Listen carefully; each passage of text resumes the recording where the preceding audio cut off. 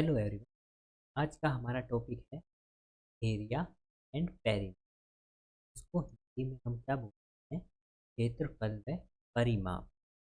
अब क्षेत्रफल और परिमाप होते क्या हैं, इनकी कुछ परिभाषाएं हम कर लें। अब कितनी परिभाषाएं कौन पढ़े, ये तो हमारी पढ़ने वाली बात है। क्या लिख दिया? किसी क्षेत्र को घेरने वाली भुजाओं के योग को उस क्षेत्र का परिमाप कहते हैं। चलो, इसकी मात्रक इकाई हो, ठीक है। यूनिट क्या होती है इसकी? मीटर हो जाती है, सेंटीमीटर हो जाती है, किलोमीटर हो जाती है, ठीक है। इस तरह से हो गई। उसके बाद एरिया क्या होता है? एरिया बात करते हैं, कोई बंद समतलीय वक्र जितनी सतह घेरता है उसे उसका क्षेत्रफल कहा जाता है। इसकी जो होती है वो क्या होती है? वर्ग होती है, मतलब स्क्वेयर होती है। मीटर स्क्वेयर, सेंटीमीटर स्क्वेयर, है किलोमीटर स्क्वेयर। इसको वर्ग तो क्या कह देंगे? वर्ग मीटर, वर्ग सेंटीमीटर, वर्ग मीटर। ओके, ये क्या हो गया? It is the space, it is space enclosed by the boundary of a plane figure. It is measured square unit. ठीक? अब है क्या? अब पढ़ तो ली, उससे पहले पेरीमीटर। ये फिगर दिख रही है, इसके अंदर हम बात कर लेते हैं कि पेरीमीटर, या फिर हम बात कर रहे हैं कि परिमाप। अब परिमाप होता क्या है? तो ये मेरी एक क्लोज्ड फिगर हो गई, ये एक बंद आकृति हो, बंद हो गई ना। देखो, कहीं से भी मैं घुस नहीं सकता, ये हर जगह से ब्लैक ब्लैक लाइन से ने मेरे को अंदर जाने से रोक रखा है, या फिर कोई अंदर वाला बाहर नहीं आ सकता। तो इसको मैं क्या कहता हूँ? एक क्लोज्ड फिगर कहता हूँ, या बंद आकृति कह देता हूँ। तो यहाँ पर मेरे को एक बंद आकृति मिल गई। अब क्या है कि बंद आकृति, इस बंद आकृति के चारों तरफ मैं घूम रहा हूँ काली काली रेखा पर। तो जो ये जितना भी मैं चला हूँ ना इस काली काली रेखा पर, इसको मैं क्या कह दूंगा? इसका परिमाप कह दूंगा, या पेरीमीटर कह देता हूँ। तो पेरीमीटर सभी को समझ में आ गया कि जो भी हमारी ये क्लोज्ड फिगर, इसकी जितनी भी बाउंड्री का सम हो जाएगा उसको मैं क्या कह दिया? पेरीमीटर। ठीक, ठीक।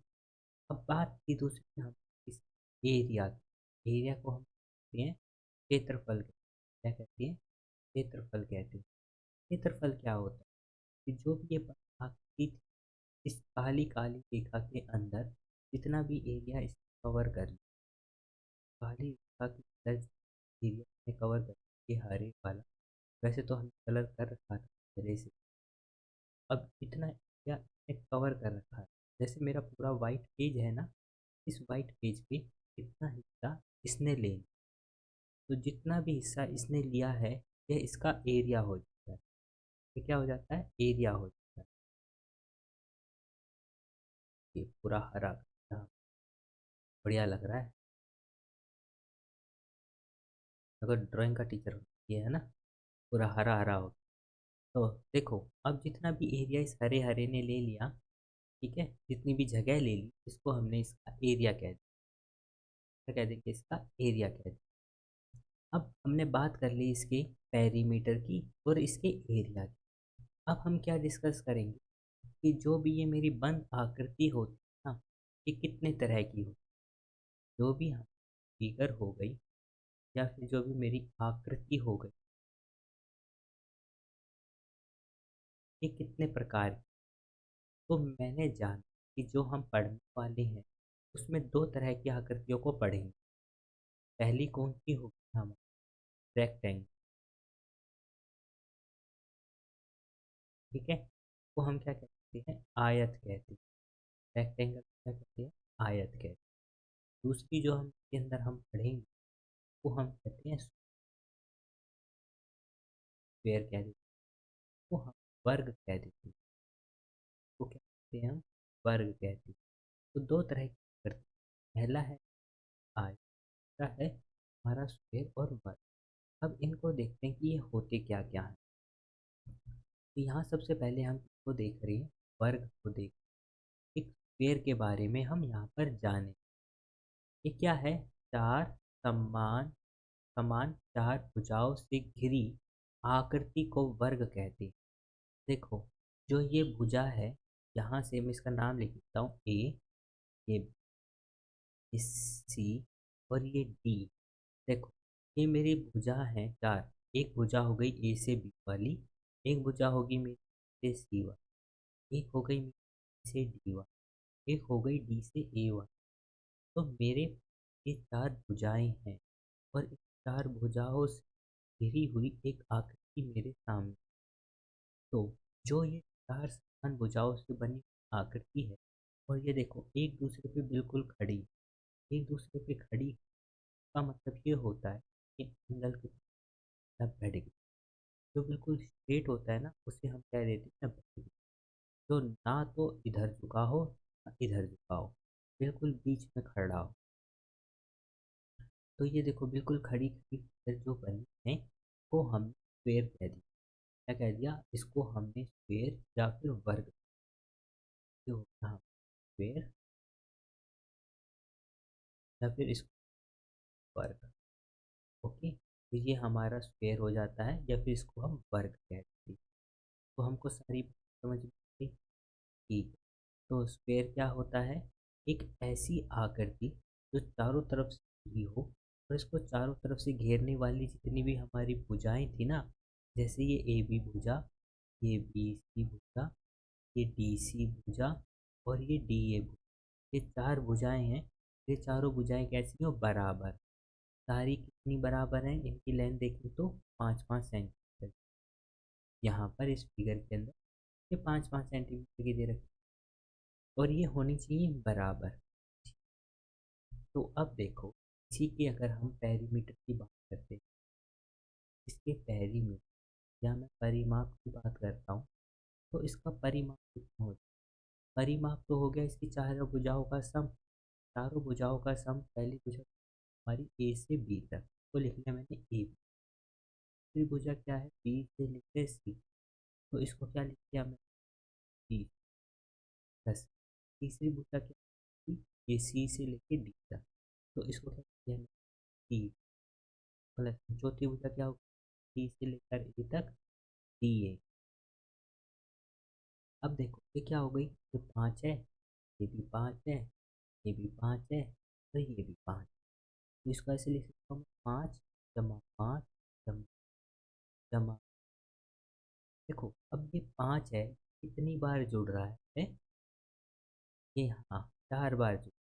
तो मैं इसको 4 बार अलग अलग जोड़ने की बजाय, तो अगर मैं छोटे में लिखता हूँ तो इसको लिख सकता हूँ 4 × 5।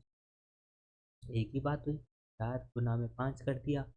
तो इस हिसाब से जो परिमाप है वो इसका कितना हो जाएगा? 4 × 5। ये आ गया हमारा। इसी से हमने क्या कर लिया?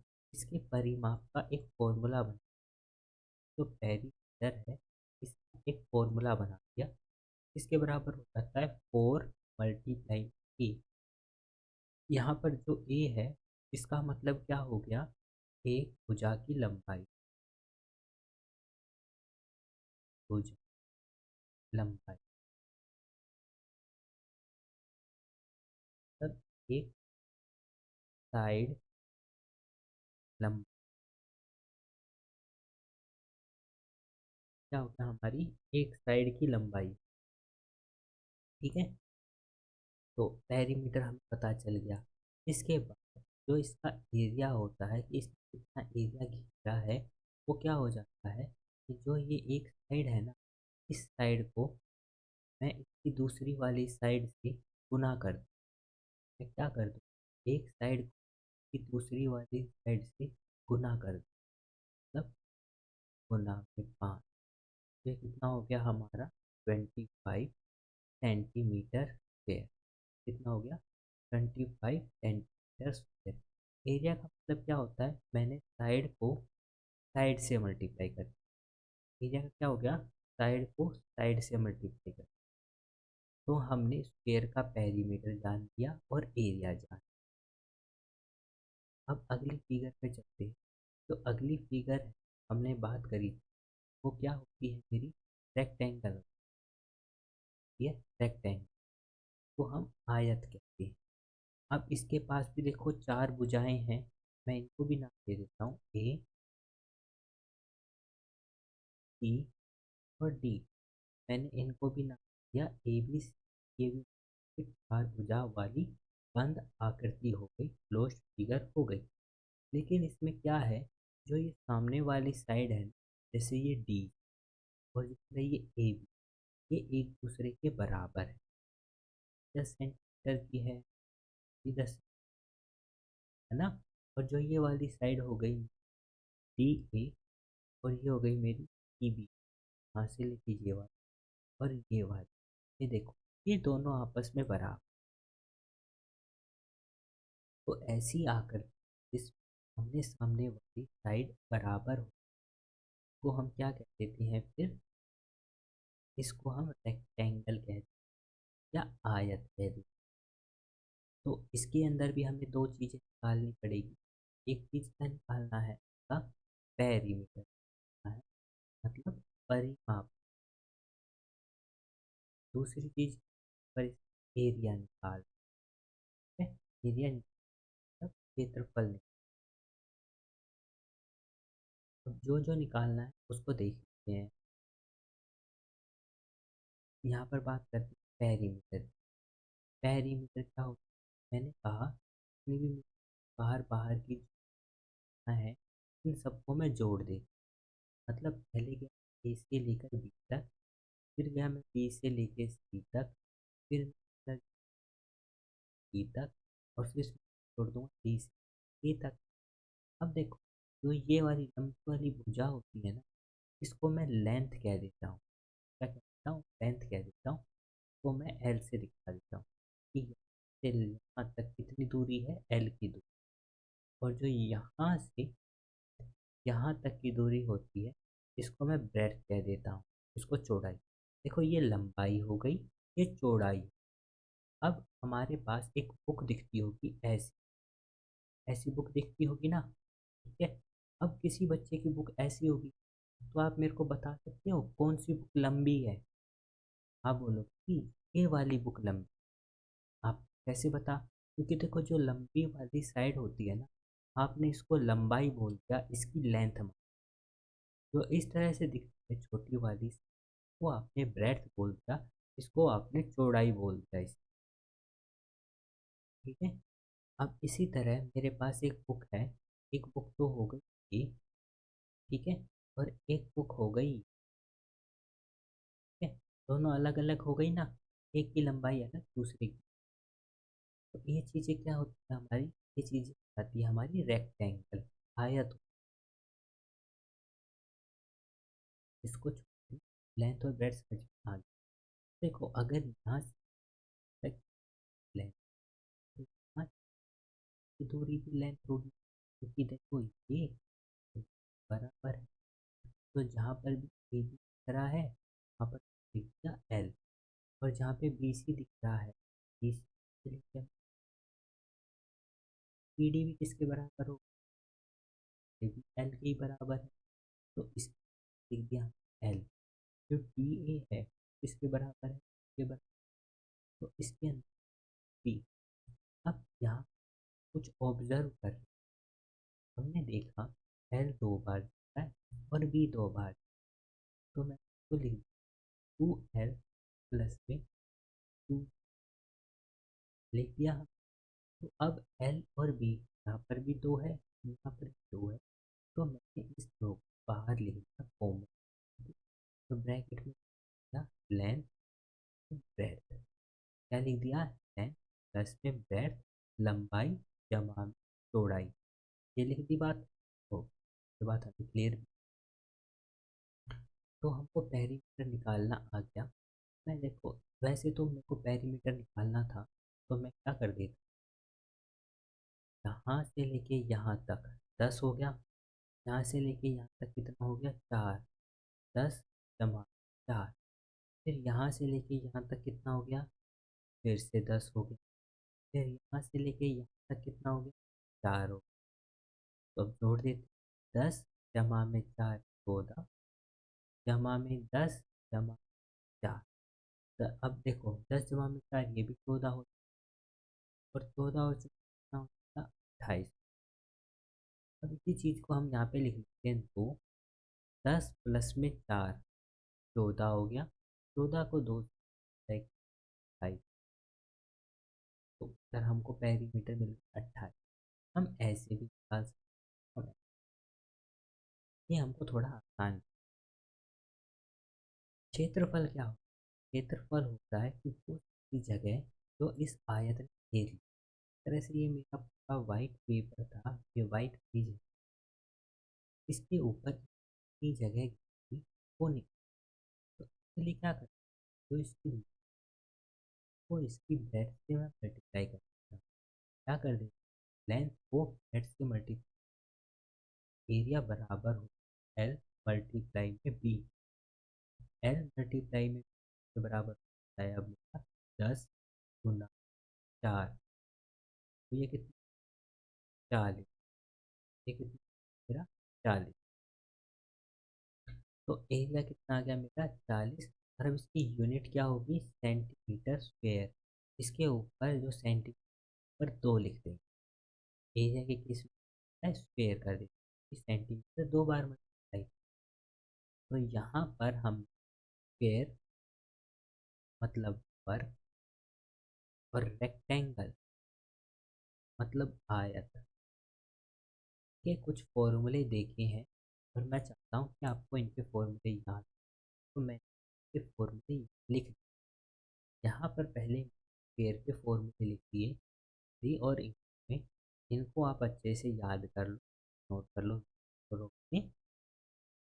स्क्रीन शॉट भी ले सकते हो आप। उसके बाद यहाँ पर मैंने आयत के रेक्टेंगल, इसके हैं हमारे रेक्टेंगल,